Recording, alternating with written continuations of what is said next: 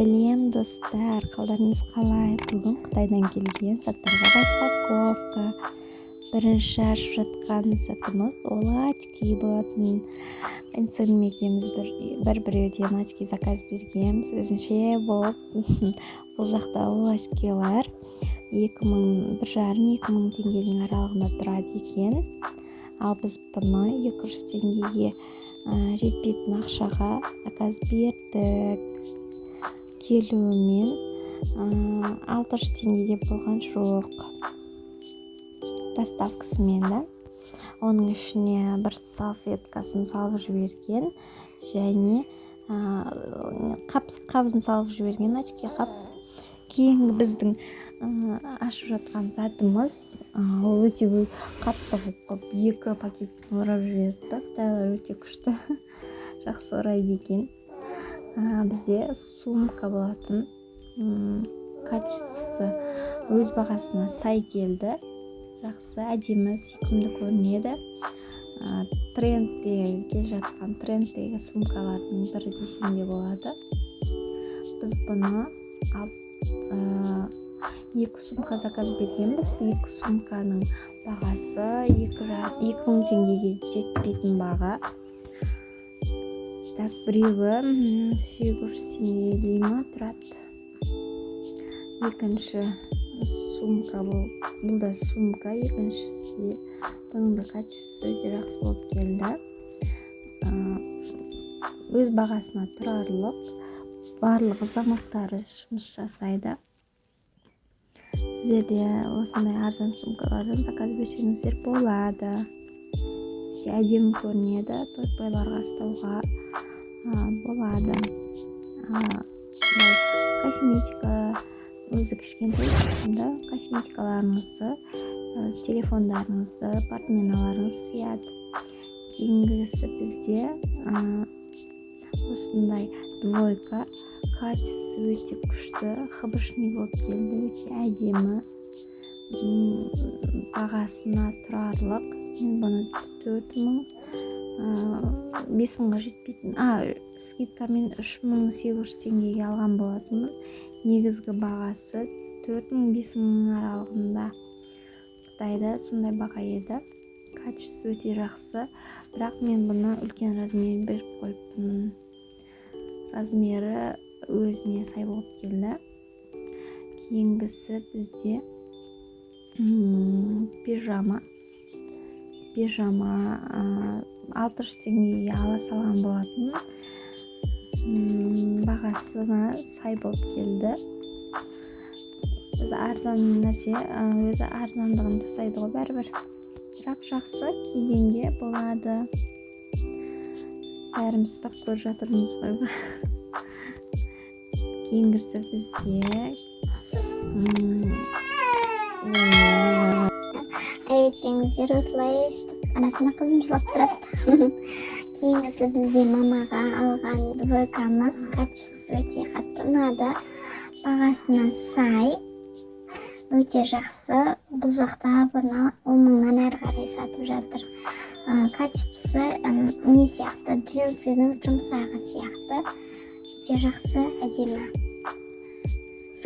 Менің балам ана жақта жетеді жатыр.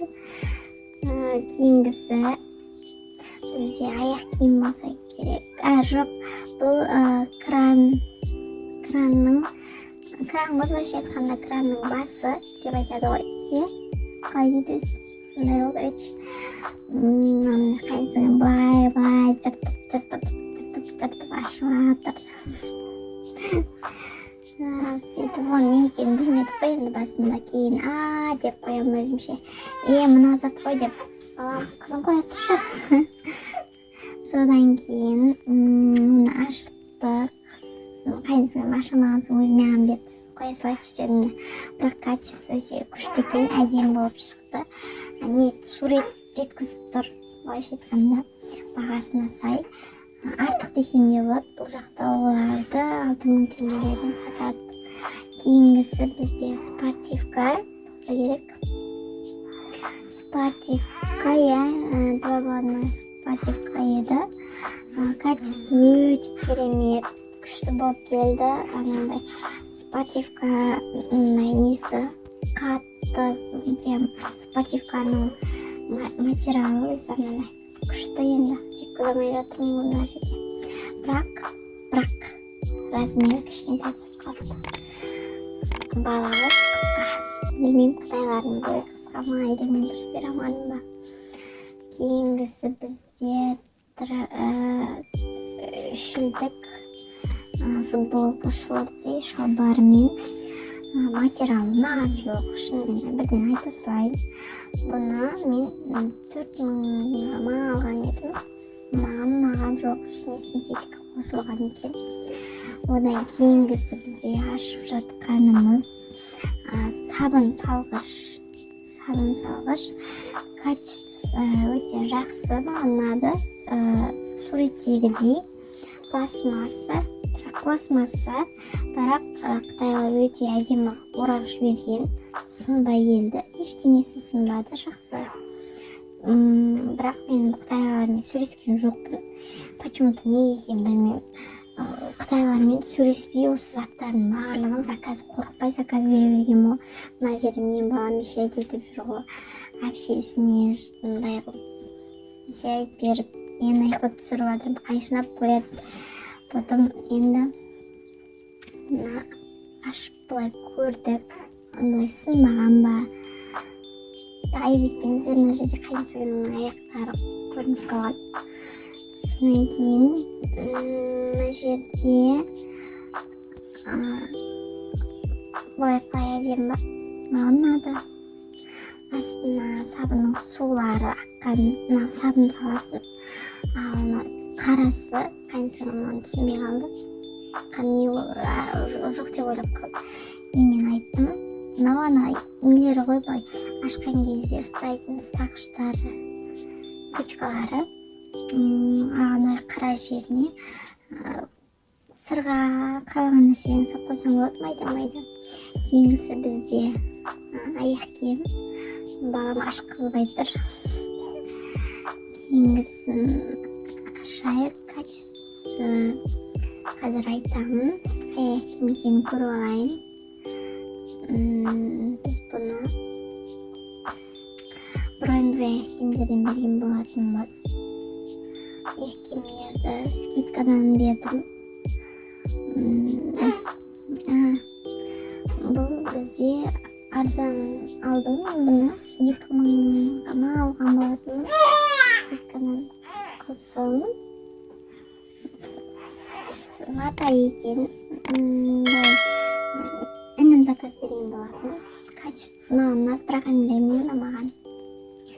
Оны айта кетейін. Кейін аяқ киім бізде. Бұл да кроссовка болса керек.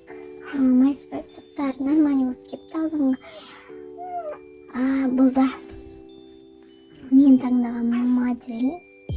Брендовый. 21.000 теңге тұрады екен Қытайда. Скидкамен алған болатынбыз. 3.000 ба, 4.000 ба, сондайға алдық. 21.000 нәрсені қызым. Атарым тұры қызым. Кейінгісі бізде кран. Бұл да кран. Қарсаңыздар қалай орап жіберген Қытайлар. Сынбай, бір жері сынбай келді. Бірақ мен сол баяғы айтқан жоқпын. Мынаны орап жібер, алысқа келеді деп айтпадым, бірақ Қытайлар өздері ойланып бас істеп дейін ба, сөйтіп жіберіпті. Молодец, Қытайлар. Качествосы өте ұнады. Кәдімгі матовый ма, қалай айтсам болады. Сурет еще шынырларымен барлығы бар. Бұл жақта тек өзіңнің бағаға да аламайсың. Біз алған бағаға да аламайсың. Бұл жерде шынырлары бәрі қосылып жіберген. Мынандай ұстайтындардың ұстағыш сайырлары кетіп қалатындардың емес. Өзім матовый. Көріп тұрғанша еще ауыр. Қазір барлығын қосылған бағасын айтатын болам. Шоке боласыздар. Так, мынаны бияққа қойып қоямыз. Потом кийинген нерсени ачабыз. Мен мына домалак не деп коем, не заказ бергеним деп ойланып отурмун ишимче. Капка салышып түшү деп коем. Калай бул деп коем. Кайсың калай ашам деп отур. Ашамай. Мына жагы мынанба деп коем, мына жагы устайтыңбы деп коет. Сөйтүп әйтеуір қырқасаңшы дедік, әйтеуір қырқып жатқанбыз. Кайсың мен аяқта әйтеуір түсіріп отырмын. Сөйтіп ашуға дайындалып жатырмыз. Ашып қайсың көріп қойды, не деп қояды. Мен де не деп қоямын, көрдім да, мынау туалетке салатын не ғой деп қоямын. Анандай дорожка ше, кішкентай комплект, үшеулік. Мама уже киімін киіп алған, көп қойыпты. Аяқ айрап жайрамады, короче. Мына жерде душевойдың писсуарына қайтып, душевой, короче, төбеден ағып тұратын комплект. Барлық нәрсесі келген, качествосы енді айта алмаймын, күшті болып келген. Мынау темірлері деген ауыр, әдемі былайша айтқанда ақшасына сай. Мен бұны 13 мың теңгеге ме, 11 мың теңгеге ме заказ бердім. 4-еулік комплект. Ішінде көріп жерде сары шнур. Мен сарымен араластырып алдым. Былай өзімше дизайн жасап, бойымнан үйге мамалардың үйіне дизайн жасап, қара мен ақты сарыны араластырып дегендей, ақ пен үшеуімен араластырып дизайн жасаған болатынбыз. Сөйтіп соларды көріп жатырмыз. Енді анау келген заттарды көріп, аузымыз ашылды. Күшті екен. Маған қатты ұнады. Келешекте жаңа үйіме осындай күшті заттарды заказ беремін деп қоямын. Аяқта қызым да қоймайды, әйтеуір тамағын беріп қойған. Асты таза уайымдамаңыздар, қазір шығады ана жерден ақылды бар. Ой, итпесін ба, бітпесін ба, запись қалып отырғанша қызыңа қарамайсың ба деп. Сөйтіп бітті. Тоқтаңыздар, тағы ана жағымызды білетін жерде папаның аяқ киімі. Таза кожа деп заказ бергенбіз ғой.